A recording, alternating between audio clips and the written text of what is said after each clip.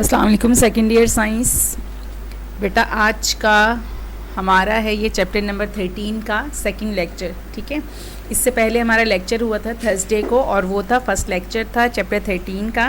तो आज थोड़ा सा मैं चैप्टर 13 जो मैंने पढ़ाया था उसको थोड़ा सा रिवाइज़ कराऊंगी, क्योंकि चैप्टर 13 हमने किया था थर्सडे को, उसके बाद फ्राइडे सैटरडे संडे ऑफ। ठीक है, 3 दिन का ऑफ मिला था, छुट्टियाँ थी ना तुम लोग की। तो चैप्टर 13 का जो मैंने पढ़ाया था थर्सडे को उसका थोड़ा सा मैं रिवाइज़ करवाऊंगी कि हमने क्या पढ़ा था, ताकि तुम्हें भी याद आ जाए। ठीक है, तो आज जो टॉपिक मैं कवर करूंगी वो क्या क्या हैं। ठीक है, चैप्टर नंबर है 13, नाम क्या है करंट इलेक्ट्रिसिटी, और ये है आज हमारा चैप्टर 13 का सेकंड लेक्चर। इसमें हम पहले देखेंगे फर्स्ट लेक्चर जो थर्सडे को हमने किया था, उसको थोड़ा थोड़ा हम रिवाइज़ करेंगे। ठीक है, थोड़ा थोड़ा देखते जाएंगे क्या क्या चीज़ें हमने की थी, ताकि तुम लोग को भी याद आ जाए। ठीक है, फिर इसके बाद जो हमारा मेन आज का जो सेकंड लेक्चर है वो स्टार्ट हो रहा है कॉम्बिनेशन ऑफ रेजिस्टर्स से। कॉम्बिनेशन ऑफ रेजिस्टर्स के बाद है joules law of electrical heating. फिर लास्ट हमारा टॉपिक होगा इलेक्ट्रोमोटिव फोर्स। ठीक है, आज मैं देखती हूँ जितना कवर होगा, जो कवर रह जाएगा तो हम उसी को आज वाले लेक्चर को ही कंटिन्यू करेंगे। ठीक है, कल अगर ये रह जाता है तो इसी चीज़ को, ये पूरा चैप्टर 13 मैंने आज दे दिया है तुम लोग को। ये जो सेकंड लेक्चर है ये पूरा चैप्टर नंबर 13 है। ठीक है, जो सेकंड लेक्चर है आज का हमारा चैप्टर नंबर 13 की कंप्लीट थ्योरी है इसमें। तो आज जितना कवर होगा हम करेंगे। ठीक है, 45 मिनट का लेक्चर होगा हमारा, और जितना कवर हो सकेगा हम करेंगे। जो रिमेनिंग होगा वो हम कल इंशाल्लाह कंटिन्यू करेंगे। जो रिमेनिंग होगा वो कल कंटिन्यू भी करेंगे, और इसके साथ साथ कल मैं इनकी प्रॉब्लम्स भी करवाऊंगी। चैप्टर नंबर 13 की थ्योरी भी बहुत आसान है, इसके प्रॉब्लम्स भी इजी हैं, आसानी से समझ में आ जाते हैं भी, सोल्यूशंस भी छोटे छोटे से हैं इसके। चैप्टर नंबर 13 की थ्योरी भी समझो कुछ है ही नहीं इसमें, एक ही देखो एक ही लेक्चर में ये सारा कवर हो रहा है। इसकी चैप्टर नंबर 13 में थ्योरी है ही बहुत कम। ठीक है, मेनली जो है इसके ज़्यादातर इसी में क्या है, प्रॉब्लम्स हैं। चलो जी, तो हमारा फर्स्ट लेक्चर था, हम पहले इसको देखेंगे हमने क्या क्या पढ़ा था। मैंने तुम लोग को क्या पढ़ाया था चैप्टर नंबर 13। चैप्टर नंबर 13 में सबसे पहले हमारे पास क्या था, करंट इलेक्ट्रिसिटी। ठीक है ना, करंट क्या था, फ्लो ऑफ चार्ज। जब करंट एक जगह से, चार्ज एक जगह से दूसरी जगह मूव करता है तो उसे हमने क्या कहा था कि वो करंट फ्लो कर रहा है। ठीक है, और जब चार्ज फ्लो करता है, एक जगह से दूसरी जगह मूव कर रहा हो, करंट फ्लो करता है या चार्ज फ्लो करते हैं, तो उससे क्या क्या चीज़ें हो रही होती हैं कि चार्ज के मूव करने की वजह से हीटिंग इफेक्ट होता है। इसकी एग्जाम्पल मैंने क्या दी थी कि नॉर्मल सी एग्जाम्पल है कि इस वक्त अगर तुम्हारे हाथों में सेल फोन्स हैं या फिर कंप्यूटर्स हैं, तो देखो इनमें भी क्या है, जाहिर है इलेक्ट्रिसिटी से ही ये चार्ज होता है ना। सेल फ़ोन भी और कंप्यूटर तो इलेक्ट्रिसिटी से ही चलते हैं। इसको हल्का सा टच करके देखो, पीछे से ये हीटिंग इफेक्ट जो है फील भी कर रहे होंगे। फिर क्या होता है, केमिकल इफेक्ट होता है। केमिकल इफेक्ट कैसे, जैसे सेल फोन अगर हाथ में है तो इसमें बैटरी होगी ना, ठीक है ना, तो बैटरी से हमें क्या है कि उसमें केमिकल इफेक्ट हो रहा होता है। मैग्नेटिक इफेक्ट क्या होता है कि चार्ज जब भी हमारे पास होता है तो चार्ज के अराउंड क्या होता है, इलेक्ट्रिक और मैग्नेटिक फील्ड दोनों डेवलप हो रही होती हैं। ठीक है, तो मैग्नेटिक फील्ड की वजह से हमें क्या मिल रहा होता है, मैग्नेटिक इफेक्ट मिल रहा होता है। इलेक्ट्रिक करंट क्या था, अभी जो मैंने बताया क्या है, फ्लो ऑफ चार्ज। इसका फॉर्मूला जब हम देखते हैं तो वो किसके इक्वल होता है, I = Q divided by T।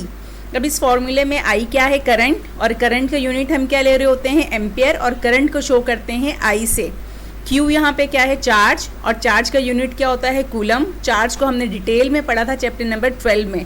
Chapter number 12 क्या था, इलेक्ट्रोस्टैटिक। और इलेक्ट्रोस्टैटिक के मीनिंग्स क्या थे कि जब तक चार्ज क्या होता है, रेस्ट में होता है।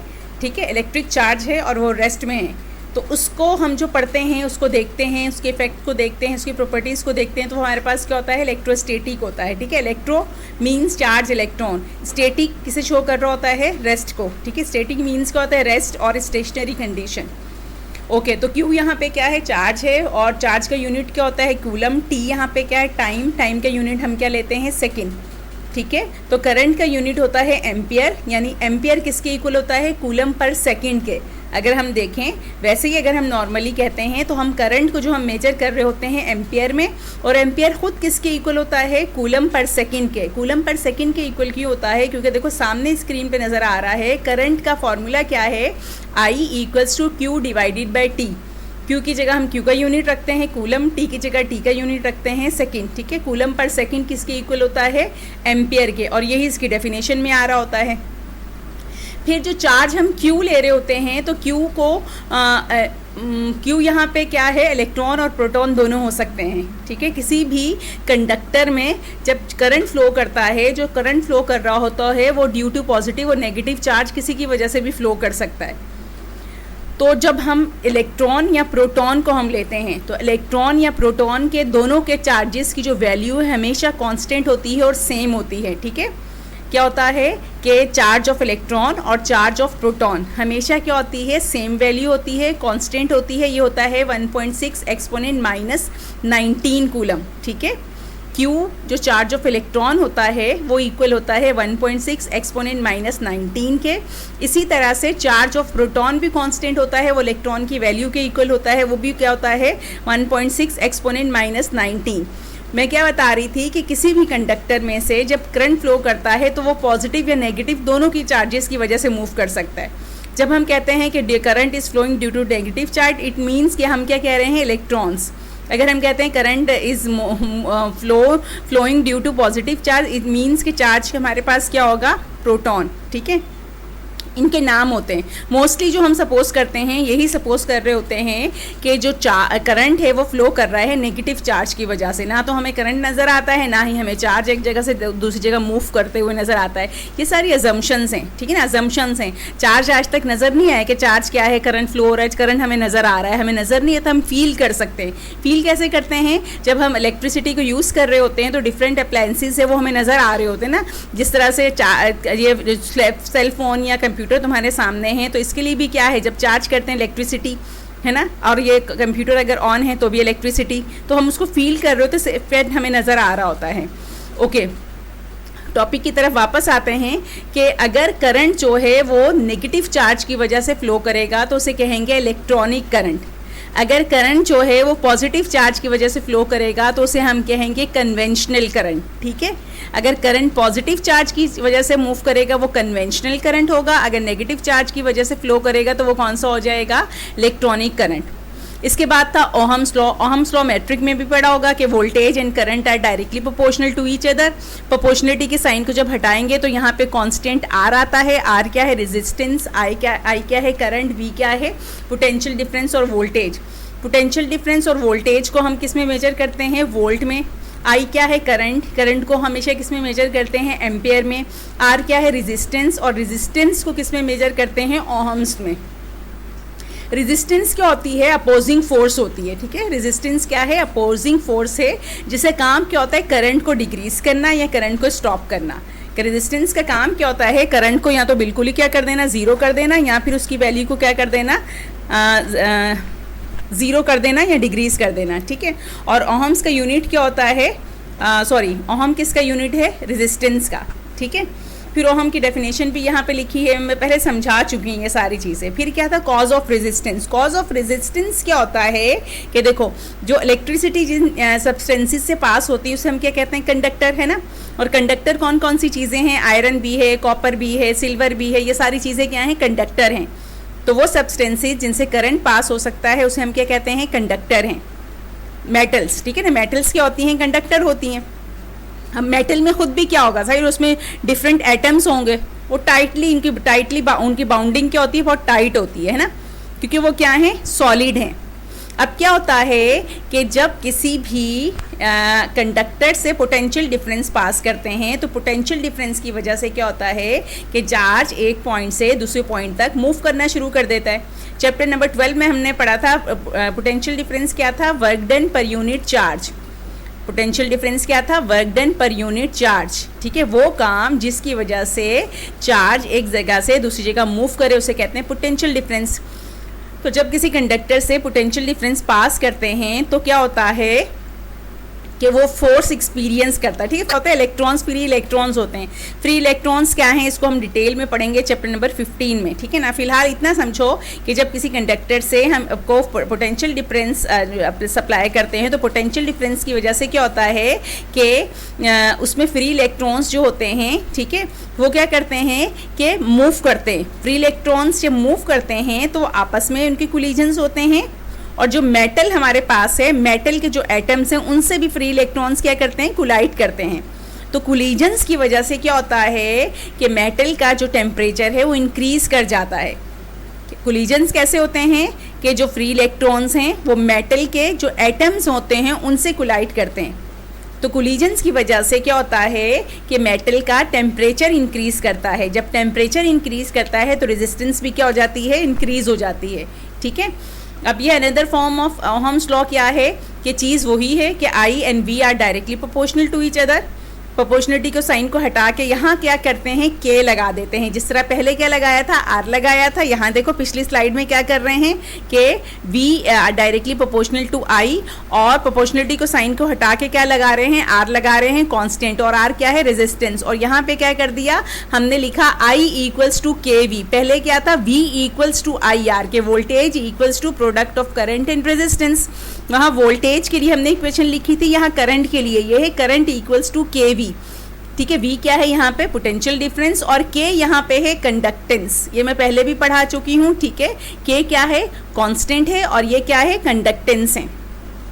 फिर इसके बाद एक टर्म मैंने तुम लोग को पढ़ाई थी, रेजिस्टिविटी। रेजिस्टिविटी भी इसे कहते हैं, या इसे कहते हैं स्पेसिफिक रेजिस्टेंस। ठीक है, एक ही चीज़ है रेजिस्टिविटी, और रेजिस्टिविटी ही का सेकेंड नेम क्या है, स्पेसिफिक रेजिस्टेंस। इसको शो करते हैं रो के साइन से। ठीक है, फिर इसके बाद यहाँ पे हैं फैक्टर्स के जो रेजिस्टेंस है वो डिपेंड करती है लेंथ पे, एरिया पे। ठीक है, and material of conductor also. यहाँ पे सिर्फ दो फैक्टर्स लिखे हुए हैं, cross sectional area and length of conductor.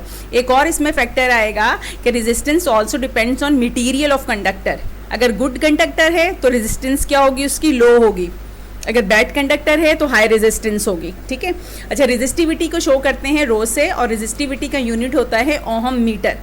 Definition यहाँ पे लिखी हुई है, पहले भी मैं समझा चुकी हूँ। अच्छा, फिर इसके बाद लास्ट टॉपिक जो हमने पढ़ा था थर्सडे को, वो था टेम्परेचर कोफिशिएंट।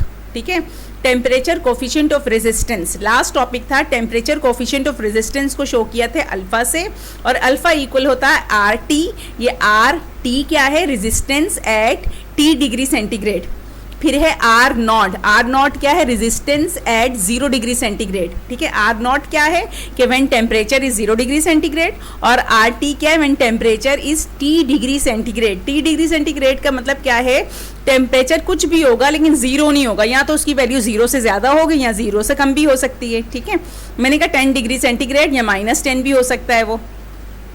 डेल्टा टी क्या है, difference of temperature. Delta T क्या है, डिफरेंस ऑफ टेम्परेचर। ठीक है, ओके, सेम इसी फॉर्मूले को अल्फा का जो फॉर्मूला है ये क्या है, alpha equals to R T minus R naught divided by R naught delta T. ये था रेजिस्टेंस के लिए। किसके लिए, रेजिस्टेंस के लिए। सेम फॉर्मूला हम लिख सकते हैं किसके लिए, रेजिस्टिविटी के लिए। तो यहाँ सिर्फ साइन यहाँ पे चेंज हो जाएगा, आर की जगह हम यूज़ करेंगे रेजिस्टिविटी का साइन रो। ठीक है, तो आर टी की जगह आ जाएगा rho T, resistivity at T degree centigrade, minus R naught rho naught divided by rho naught delta T. तो ये जो फॉर्मूला है रेजिस्टिविटी के लिए है, ऊपर वाला जो फॉर्मूला है रेजिस्टेंस के लिए, सेम फॉर्मूला है। ठीक है, सेम फॉर्मूला है। यहाँ दोनों में अल्फा क्या है, टेम्परेचर कोफिशिएंट ऑफ रेजिस्टेंस। अगर रेजिस्टिविटी का हम साइन यूज़ कर रहे हैं तो वो क्या हो जाएगा, टेम्परेचर कोफिशिएंट ऑफ रेजिस्टिविटी, और रेजिस्टिविटी का यूनिट होता है ओहम मीटर। अच्छा, यहाँ तक जो मैंने तुम लोग को पढ़ाया ये सारा था हमारा फर्स्ट लेक्चर था चैप्टर नंबर 13 का, जो हमने पढ़ा था। कब पढ़ा था, थर्सडे को पढ़ाया था। ठीक है, मैंने ये रिवाइज करवाना था। आज का जो हमारा लेक्चर है वो असल में यहाँ से स्टार्ट हो रहा है, कॉम्बिनेशन ऑफ रेजिस्टर्स से। ठीक है, कॉम्बिनेशन ऑफ रेजिस्टर्स से हमारा सेकंड लेक्चर स्टार्ट हो रहा है, और यहाँ से लेकर एंड तक मैंने सारी थ्योरी चैप्टर नंबर 13 की इसमें ऐड कर दी है। जितना कवर होगा हम करेंगे। ठीक है, अब देखो 15 मिनट हमारे गुजर गए हैं। 15 मिनट में मैंने थर्सडे वाला जो लेक्चर था वो रिवाइज करवाया। अब आधा घंटा और है, आधा घंटे में जितना कवर होगा हम वो कवर करेंगे। ठीक है, चैप्टर नंबर 13 की थ्योरी, थोड़ी सी थ्योरी है, इसको आज के आज ही याद कर लेना। चैप्टर नंबर 13 का फर्स्ट लेक्चर में करवा चुकी थी, तुम्हें 3 छुट्टियां मिली थी, तो छुट्टियों में तुम्हारा काम था बेटा उसको याद करते। ठीक है, याद नहीं भी किया तो अभी भी टाइम है, अभी भी याद कर सकते हो। ठीक है ना, आज क्या करोगे, इसको अच्छी तरह से पढ़ोगे। पढ़ने के बाद जितना मैंने दिया है इसको सारा उतारोगे। उतारने के बाद रिकॉर्डिंग दोबारा से सुनोगे, और जो तुमने लिखा होगा उसको देखते जाना, रिकॉर्डिंग सुनते जाना। तुम क्या किया करो, पहले एक दफ़ा रिकॉर्डिंग सुन ली, सुनने के बाद अब क्या करोगे, इसको उतारो। पहले पूरा सुनो, सुनने के बाद उसको उतारो। उतारने के बाद दोबारा रिकॉर्डिंग चलाओ, सुनते जाओ, और जो अपने हाथ से लेक्चर लिखा है उसको देखते जाओ। ठीक है, एक दफ़ा देख लिया, फिर दोबारा सुनो, फिर देखो। देखना इसी दफ़ा इतने में क्या होगा कि तुम्हें बहुत सारी चीज़ें तुम्हें याद हो जाएंगी। फिर इसको जब याद करने बैठोगे तो बहुत आसान हो जाएगा, आसानी से याद होता चला जाएगा। ठीक है, ओके, आज के लेक्चर की तरफ आते हैं। आज क्या है, कॉम्बिनेशन ऑफ रेजिस्टर्स। जिस तरह से हमने चैप्टर नंबर 12 में पढ़ा था कॉम्बिनेशन ऑफ कैपेसिटर्स, कैपेसिटर्स के दो कॉम्बिनेशन पढ़े थे, पैरेलल एंड सीरीज़। इसी तरह से हम रेजिस्टर्स के भी दो कॉम्बिनेशन पढ़ेंगे, सीरीज़ एंड पैरेलल। ठीक है, कॉम्बिनेशन ऑफ रेजिस्टर्स। रेजिस्टर क्या होता है, डिवाइस है। रेजिस्टर क्या है, डिवाइस है। रेजिस्टर को जब हम किसी सर्किट में लगाते हैं तो वो रेजिस्टेंस ऑफर करता है। ठीक है ना, अगर रेजिस्टर हमारे पास है तो वो एक डिवाइस है। फिर रेजिस्टर को हम किसी सर्किट में जब लगा देते हैं तो वो रेजिस्टेंस ऑफर कर रहा होता है। और रेजिस्टेंस का काम क्या होता है, फ्लो ऑफ करंट को डिक्रीज करना। ठीक है, डिक्रीज करना या बिल्कुल ज़ीरो कर देना, डिपेंड करता है कि किस कंडीशन पे कौन सा डिवाइस यूज़ कर रहे हैं, उसी हिसाब से रेजिस्टर्स यूज़ हो रहे होते हैं। ठीक है, ओके, तो रेजिस्टर क्या है, डिवाइस है। अब रेजिस्टर के हम कॉम्बिनेशन पढ़ेंगे। रेजिस्टर्स को हम सीरीज़ में भी लगा सकते हैं, रेजिस्टर्स को हम पैरेलली भी ज्वाइन कर सकते हैं। जिस तरह से जिस वक्त मैं कैपेसिटर पढ़ा रही थी तो उस वक्त मैंने बताया था कि सीरीज़ क्या होता है, एक के बाद एक चीज़ जब आए। एग्जाम्पल मैंने क्या दी थी, जैसे कॉलेज में पहले क्या है, केमिस्ट्री लैब, फिर क्या है फिजिक्स लैब, फिर क्या है बायो लैब। तीनों एक ही लाइन में है ना, स्ट्रेट लाइन में है तीनों, तो ये सीरीज़ में है। ये तीनों क्या हैं, सीरीज़ में हैं। अब हम लैब्स के साथ अगर हम देखें, लाइब्रेरी, हमारी लैब्स के सामने क्या है, लाइब्रेरी है। तो लाइब्रेरी और हमारी लैब्स क्या है, पैरेलल हैं, एक दूसरे के आमने सामने है ना, तो ये पैरेलल हैं। तो पहला कॉम्बिनेशन क्या है कि रेजिस्टर्स इन सीरीज़। अब हम क्या सपोज कर रहे हैं कि हमारे पास 3 रेजिस्टर्स हैं, हम इन्हें शो कर रहे हैं R1, R2, R3। यहाँ पे लिखा हुआ resistors are said to be connected in series if they are connected end to end. End to end का मतलब क्या है, जहाँ पे पहला रेजिस्टर ख़त्म हो रहा है उसी से दूसरा रेजिस्टर क्या है, कनेक्ट किया हुआ है। जहाँ पे सेकंड रेजिस्टर्स का ख़त्म हो रहा है वहीं पे उसी के साथ थर्ड रेजिस्टर लगा दिया, एंड सो ऑन। जितने भी रेजिस्टर है, पहला ख़त्म होगा तो पहले के बाद दूसरा, दूसरे के बाद तीसरा, तीसरे के बाद चौथा, एंड सो ऑन। जितने भी रेजिस्टर्स रिक्वायर्ड थे वो इसी तरह से क्या करेंगे, हम कंबाइन करते चले जाएंगे। ठीक है, अब क्या है कि यहाँ हम क्या सपोज कर रहे हैं कि हमारे पास 3 रेजिस्टर्स हैं, R1, R2 और R3। इन्हें हम कैसे लगा रहे हैं, ये है consider 3 resistors R1, R2, R3 in parallel. ये गलत लिखा हुआ है, देखो यहाँ पे आप लिखोगे इन सीरीज़। ये है कंसीडर 3, थर्ड लाइन देखो जहाँ पे हेडिंग लगी है रेजिस्टर्स इन सीरीज़ में, थर्ड लाइन में है consider 3 resistors of resistances R1, R2, R3 in parallel. देखो ये रहा, ये लिखा हुआ है इन पैरेलल, ये पैरेलल गलत है, इसकी जगह क्या लिख दोगे, सीरीज़ लिख देना। ठीक है, फिर क्या है कि देखो अब सीरीज़ के कैरेक्टरिस्टिक्स क्या होंगे। जिस तरह से मैंने पढ़ाया था कैपेसिटर वाला, जब कैपेसिटर्स को हम सीरीज़ में ज्वाइन करते हैं तो कैपेसिटर्स को जब सीरीज़ में ज्वाइन किया था तो कैरेक्टरिस्टिक्स क्या थे, चार्ज कांस्टेंट रहता है सीरीज़ में, वोल्टेज डिफरेंट होता है। सेम यहाँ पे भी वही कैरेक्टरिस्टिक्स होंगे। ठीक है, सेम कैरेक्टरिस्टिक्स होंगे। फ़र्क क्या है, जब हम कैपेसिटर की बात करते हैं तो हम टर्म यूज़ करते हैं किसकी, कौन सी वाली, चार्ज की। लेकिन जब हम बात करते हैं रेजिस्टर की तो रेजिस्टर के लिए हम अप्लाई करते हैं ओहम्स लॉ। ओहम्स लॉ की इक्वेशन क्या आती, V = IR। V is voltage, I is current, R is resistance. ठीक है, R इज़ रेजिस्टेंस। ओके, तो क्या है कि जब हम क्या करते हैं कि रेजिस्टर्स को लगाते हैं सीरीज़ में, ओहम्स लॉ अप्लाई करेंगे। सीरीज़ या पैरेलल दोनों के लिए, रेजिस्टर्स के लिए अप्लाई करते हैं ओहम्स लॉ। और ओहम्स लॉ हमारे पास क्या था, V = IR। यानी कि जो टर्म्स हम यहाँ कंसीडर करेंगे वो कौन कौन सी हैं, वोल्टेज, करंट एंड रेजिस्टेंस। ठीक है, कि हम क्या करते हैं, चार्ज की जगह करंट को कंसीडर करते हैं। अगर रेजिस्टर्स को सीरीज़ में लगाते हैं तो करंट कांस्टेंट रहता है और वोल्टेज डिफरेंट होता है। कैपेसिटर्स में क्या था कि जब हम कैपेसिटर्स को सीरीज़ में ज्वाइन करते हैं तो चार्ज कांस्टेंट रहता है, वोल्टेज डिफरेंट होता है। एक ही बात है, क्योंकि जब चार्ज मूव करेगा तो ही तो करंट मिलेगा हमें। ठीक है ना, चार्ज मूव करेगा तो ही तो करंट मिलेगा, अगर चार्ज ही मूव नहीं करेगा तो करंट भी हमारे पास नहीं होगा। तो जब रेजिस्टर्स को सीरीज में लगाते हैं तो करंट कांस्टेंट रहता है और वोल्टेज डिफरेंट होता है, क्या, सब रेजिस्टर्स के लिए। यहाँ पे देखो रेजिस्टर्स क्या है, R1, R2, R3, इनको सीरीज में लगाया है। ये बैटरी का साइन है, एक बैटरी से कनेक्ट किया हुआ है। यहाँ पे कह दिया ये पॉइंट A है, यानी कि जो R1 लगा है वो पॉइंट A और B के दरमियान लगा है। R2 कहाँ है, पॉइंट B और C के बिटवीन यूज़ किया, उसको प्लेस किया हुआ है। इसी तरह C और D के दरमियान कौन सा आ रहा है, R3 आ रहा है। R1 के लिए वोल्टेज क्या है, V1। R2 के लिए वोल्टेज क्या है, V2। R3 के लिए वोल्टेज क्या है, V3। टोटल वोल्टेज क्या होगा, V, और टोटल करंट क्या है, I। R1 है तो करंट I होगा, R2 है तो भी करंट I है, R3 है तो भी करंट I है।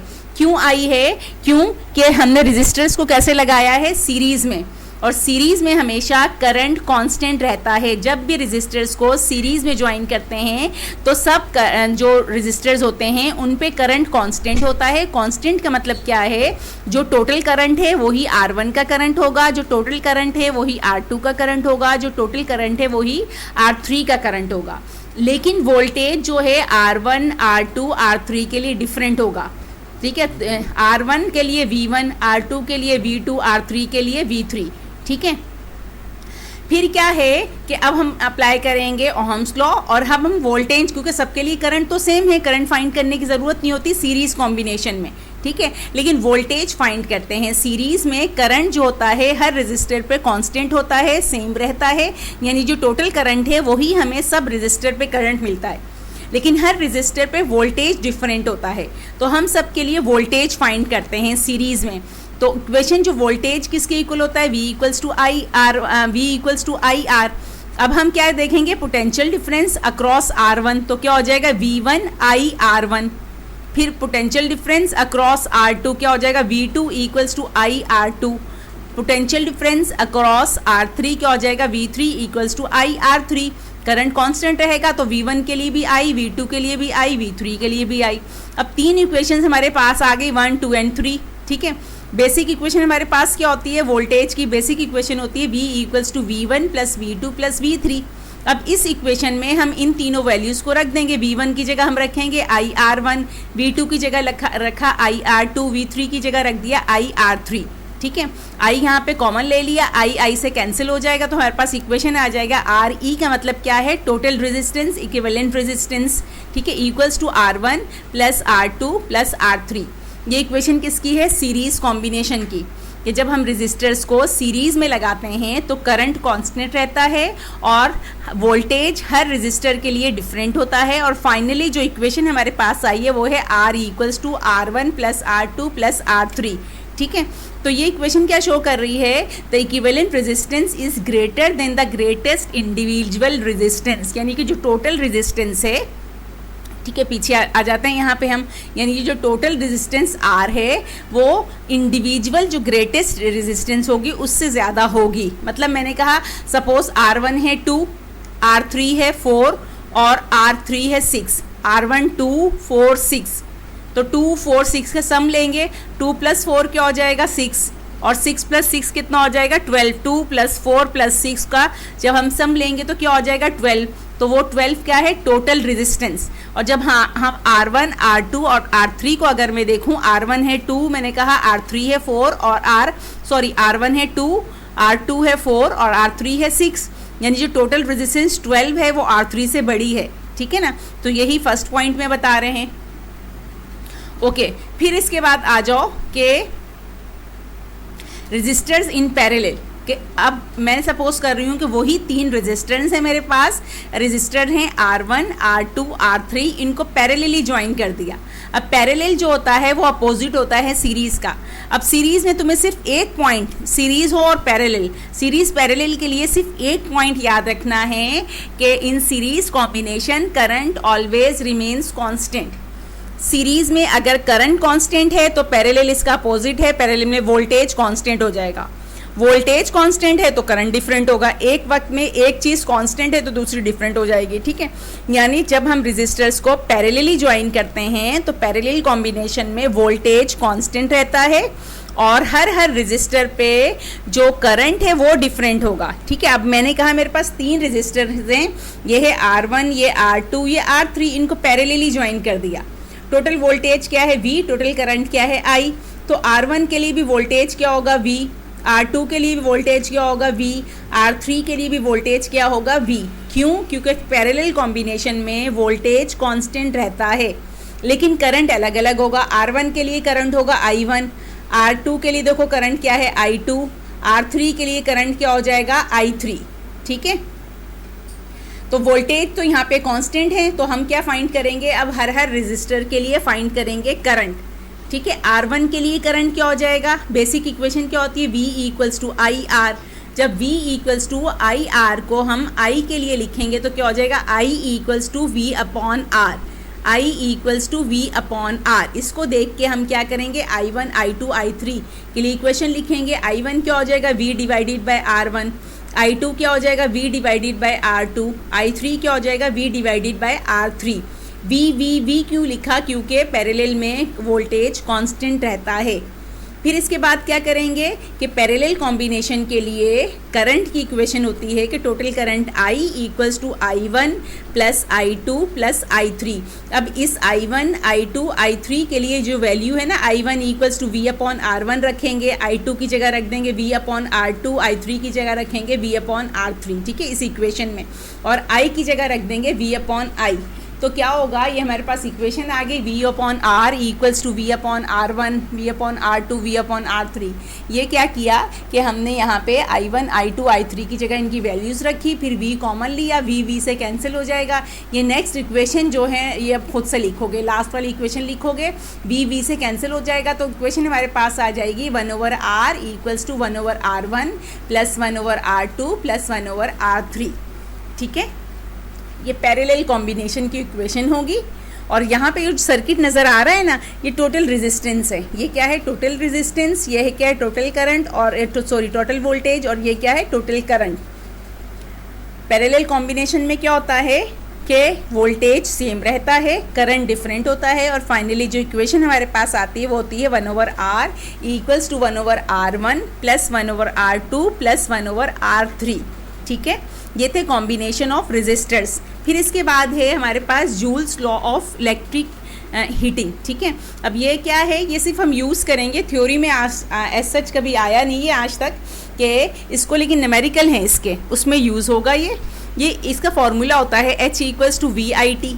ठीक है, फिर इसके बाद एक और फार्मूला है H इक्वल्स टू I²RT। ये सिर्फ फार्मूलाज मैंने यहाँ पे दिए हैं जो हम क्या करेंगे, ये तुम्हारी बुक की प्रॉब्लम है, उसमें हम यूज़ करेंगे।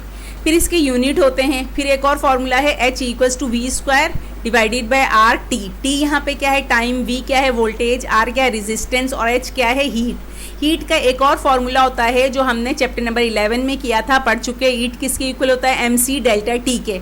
M क्या है मास, C क्या है स्पेसिफिक हीट, डेल्टा T क्या था डिफरेंस ऑफ टेम्परेचर। ठीक है, हमने ये पढ़ा था चैप्टर नंबर 11 में कि Q हीट को किससे शो किया था चैप्टर 11 में, Q से।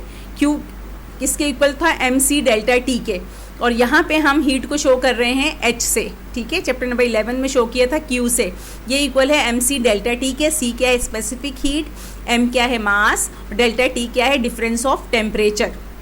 इसके यूनिट क्या होता है इलेक्ट्रिक पावर की। पावर का वैसे यूनिट क्या होता है, वॉट होता है। ठीक है ना, WWT।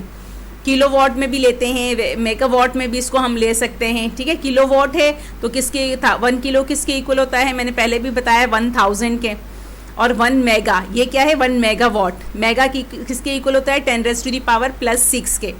फिर इसका एक और कमर्शियल यूनिट होता है, उसे कहते हैं हॉर्स पावर।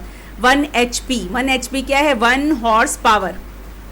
ठीक है, अब क्या है ये 550, ये फीट पर पौंड होता है। ठीक है, और क्या है 1 HP इक्वल होता है 550, ये फीट पर पौंड कह दो, या फिर जब इसको वॉट में हम लेते हैं तो 1 HP 1 हॉर्स पावर इक्वल होता है 746 वॉट के। ठीक है, ये हम न्यूमेरिकल में यूज़ करेंगे ये चीज़ें, इसलिए मैंने यहाँ पे दी हैं तुम लोग को। ठीक है, फिर क्या है practical unit of electrical energy. फिर क्या है कि 1 किलो वॉट आर भी हम यूज़ करते हैं। ठीक है ना, एनर्जी का यूनिट है 1 किलो। वैसे तो एनर्जी का यूनिट क्या होता है, जूल्स होता है, और कमर्शियल यूनिट इसका होता है kilo watt hour. Kilo watt hour equal होता है 3.6 मेगा जूल्स, या सिर्फ अगर जूल्स में देखें तो ये होता है 36 एक्सपोनेंट प्लस 5 जूल्स के। ये मैंने वैल्यूज सिर्फ इसलिए दिए हैं कि हम जब प्रॉब्लम सॉल्व करेंगे तो वहाँ पे हम यूज़ करेंगे। ठीक है। अब ये थ्योरी का टॉपिक है, ये एग्जाम में आता भी है।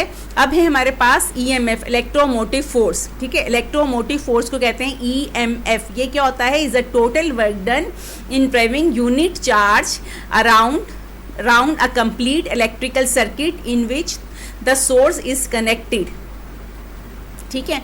अब क्या होता है? इलेक्ट्रोमोटिव फोर्स क्या है? फोर्स है, ठीक है ना। वो फोर्स जो क्या करे, एक चार्ज को पूरे सर्किट में मूव करवाए, ठीक है। एक सर्किट में वो फोर्स जिसकी वजह से चार्ज मूव कर रहा होता है, उस फोर्स को हम कहते हैं इलेक्ट्रोमोटिव फोर्स, ठीक है। ईएमएफ इक्वल होता है W/Q के। किसके इक्वल है? W/Q। W यहाँ पे क्या है? Work done. Q यहाँ पे क्या है? चार्ज। ईएमएफ का यूनिट क्या होता है? ईएमएफ को हम मेजर करते हैं वोल्ट में। ईएमएफ को किस में मेजर करते हैं? वोल्ट में, ठीक है। इसी तरह से voltage, potential difference, terminal voltage, ठीक है। मैं तुम्हें चैप्टर नंबर 12 में पढ़ा चुकी हूँ पोटेंशियल डिफरेंस, वोल्टेज। अब हम पढ़ेंगे इसमें टर्मिनल वोल्टेज और ये ईएमएफ, ठीक है। EMF, terminal voltage, voltage, potential difference, इन चारों का यूनिट होता है वोल्ट। चारों का यूनिट क्या होता है? वोल्ट। अच्छा, ये डिफरेंसेस मैंने यहाँ पे दिए हैं कि what is the difference between EMF and potential difference. ये खुद से पढ़ोगे, समझोगे और मुझे भी समझाओगे। खुद से पढ़ोगे, समझोगे और मुझे समझाओगे।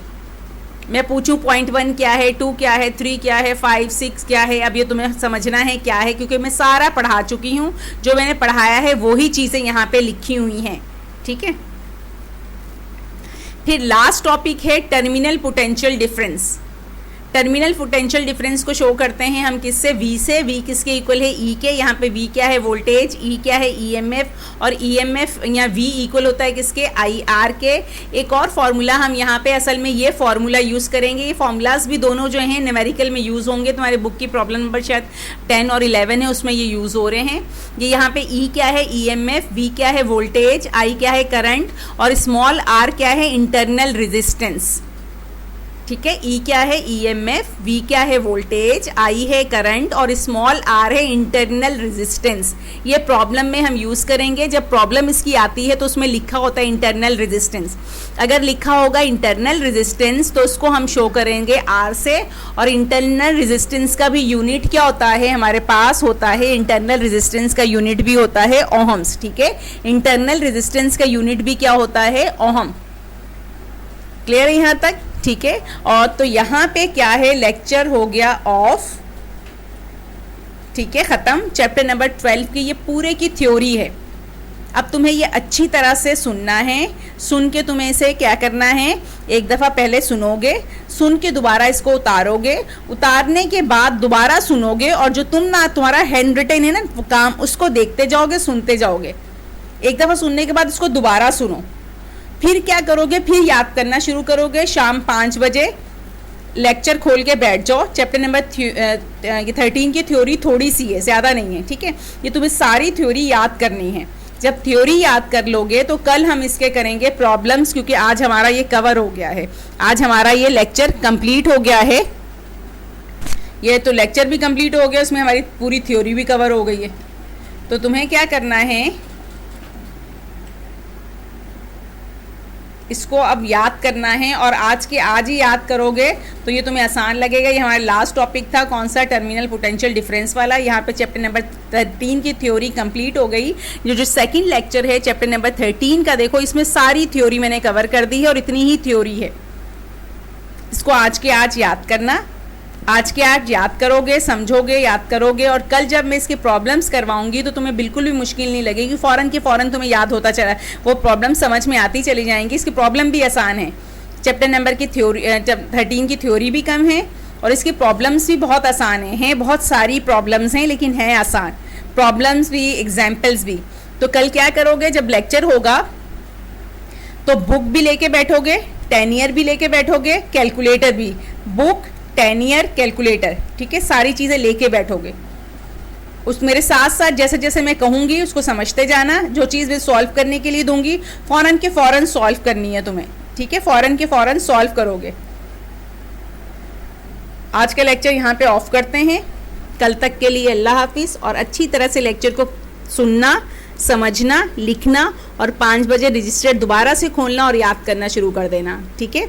याद करोगे तो तुम्हारा ही फ़ायदा है, जो प्रॉब्लम मैं समझाऊंगी बहुत आसानी से समझ में आ जाएंगी।